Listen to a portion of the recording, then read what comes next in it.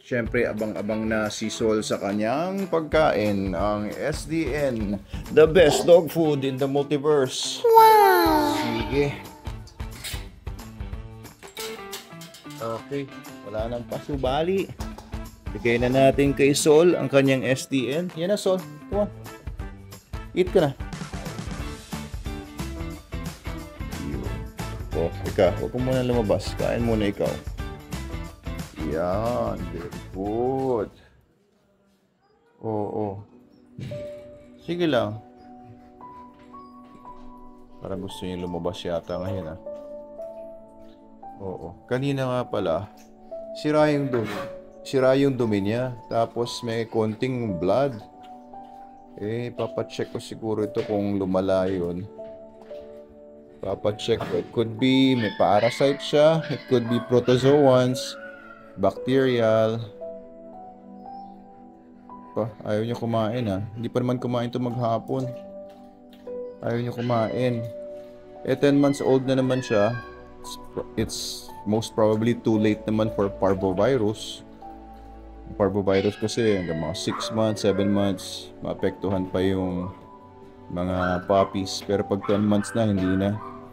Hindi ko nakita, hindi pinadala nung previous owner yung vaccination records niya, yung vaccination card. Kaya wala akong idea kung talagang nagawa ba ng maayos yung vaccinations niya or hindi.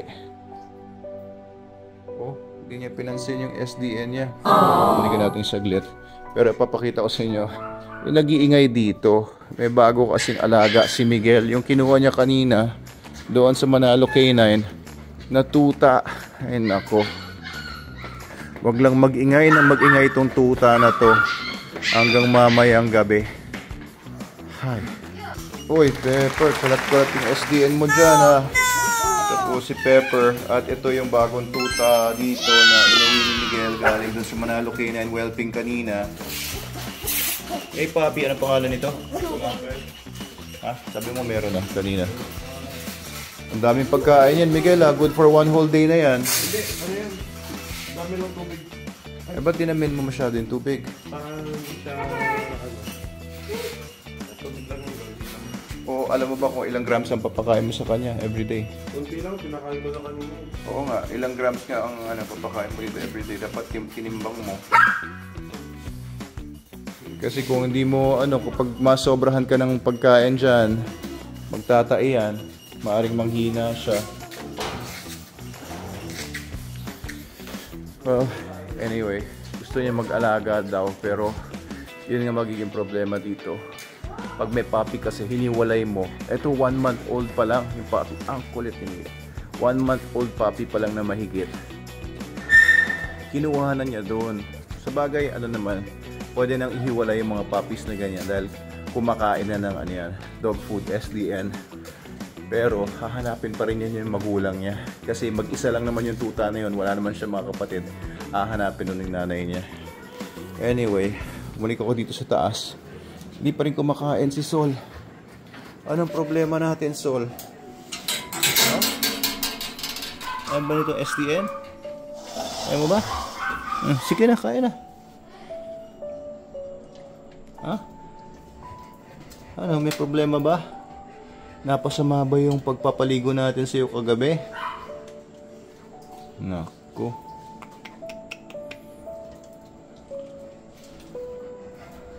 Hala, off feed siya ngayon. Ayaw niyang pansinin yung food niya. Baka napasama yung pagpapaligo, ah. Pero presko naman siya kagabi.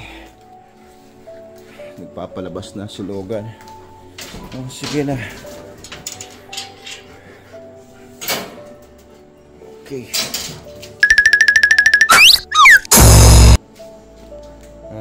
Parang walang ganang kumain si Sol, ah. Tapos ngayon dumi nga niya, may konting blood. Naku. May tayo dyan.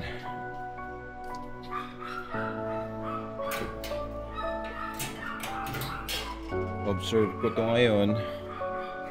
Tapos kung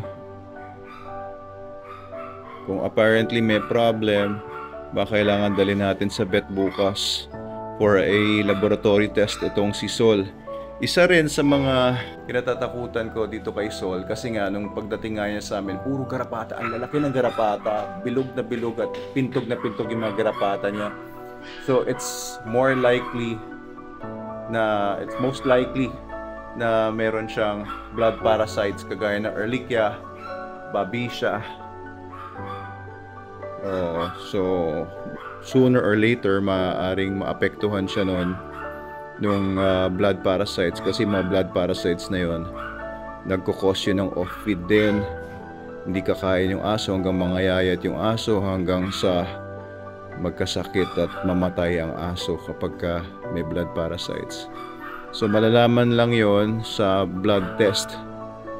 So kung masama pa rin pakiramdam niya hanggang bukas, papa-blood test ko na to si Sol. Ano, Sol, ano nangyayari sa'yo?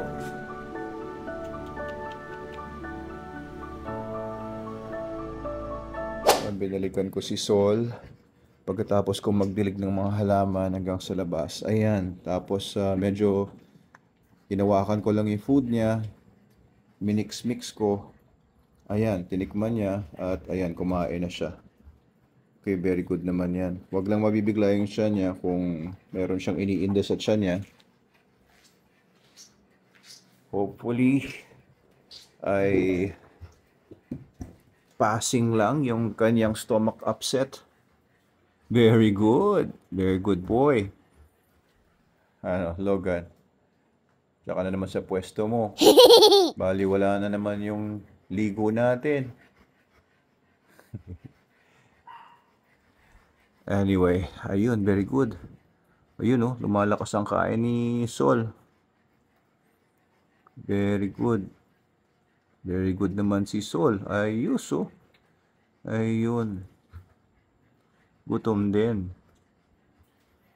Ano, Sol, good boy.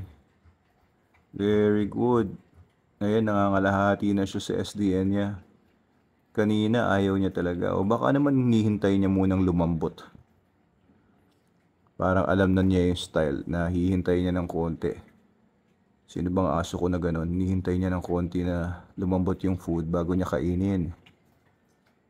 Meron ba kayong ganong aso, guys? So, hopefully, okay naman si Sol. Biglang naisip ko, parvo kasi malansa yung ano niya kanina, yung dumi niya. Kaso, parvovirus for a 10-month-old puppy, it's so unlikely. Ang pinaka oldest case na narinig ko, parvovirus, 7 months old. Kasi pagka more than 7 months old na, ay usually hindi na tinatamaan ng canine parvovirus.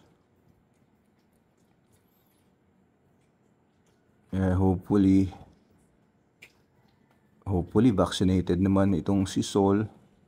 Di ko lang alam kung nabakunahan talaga ito ng dating owner at kung high titer ba yung ginamit na virus. Vaccine. Hindi niya naubos yung food niya. Ano, hindi mo maubos yun, Sol? Oo, hindi kita pipilitin, ha? Kasi baka mabigla yung tiyan mo. Kasi kanina nga, nung paglabas ko dito, ngayon lang, mga 11 o'clock, merong sabog-sabog na dumi dito na may konting blood. Tapos malansa. Yung bloody diarrhea, hindi laging parvovirus yun. Maaaring nga may protozoan, infection, other bacterial infection, pwedeng coronavirus, pwedeng iba pa. Could also be a sign of other diseases, pwede rin sign of digestive system abnormalities or problems. Pwede rin na-exacerbate ng napalala ng pagpapaligo sa kanya kagabi kung na-stress siya. Pero hindi naman siya mukhang stressed kagabi after nung pagpaligo ko sa kanya hanggang natuyo siya. Okay naman siya. And mainit naman ang panahon ngayon dahil summer ngayon. So hopefully Okay naman tong si Sol. Bukas ko na i-reintroduce itong SDN niya. Kukunin ko ngayon yan. Titignan ko kung kakainin ni Logan. Pero kakakaubos lang ni Logan din ang food niya eh. Ayan, sana okay lang si Sol. Ano guys? Sige. Balitaan ko na lang kayo bukas kung anong mangyari kay Sol. Sana okay lang siya. Ito yung nakakalungkot na part sa mga dog owners, pet owners kapag nagkakasakit yung mga alaga natin, ano. Lalo na kung namatay alaga natin. Mabigat sa damdamin. Kaya ito medyo nag-off feed pa lang si Sol. Mukhang healthy naman siya. Mukhang energetic naman. Same energy naman as he's been showing the past days. Pero since ayaw niya kumain and meron nga siyang definitely may nararamdaman to sa tiyan niya. Nakakalungkot lang, nakakabigat lang sa dibdib, di ba? Buti pa to si Logan eh. Sol, pagaling ka na ha? Sol, ano? Shh. Pagaling ka ha? Sabi ng mga fans mo. Sige, good night muna guys. Iwan muna natin si Sol. Yan, so chinek ko yung gums niya. Ayan, naman? Very pink naman. Okay naman yung temperature niya so far. Kanyang heartbeat, okay naman. Yun lang. Oo, nagdumi lang siya talaga. So it could be, hindi naman siya feverish. It could be lang talaga, protozoan. Malamang hindi naman siya viral. Malamang lang siya. Stomach upset. Maaaring dahil sa water, may nakuha siya sa tubig. Maaaring may nakuha siya sa paligid. Dumidila-dila siya ng isang araw dyan sa paligid. It could be a latent infection dahil sa overfeeding natin na imbalance yung kanyang microflora. It could be that also. Could be a host of other things. Pero ayan, naubos lang niya. Wala pang kalahati nung serving niya. Wala pang 200 grams. Pero hindi natin siya pilitin para hindi mabigla yun siya niya kung meron man siyang iniinda sa tiyan niya.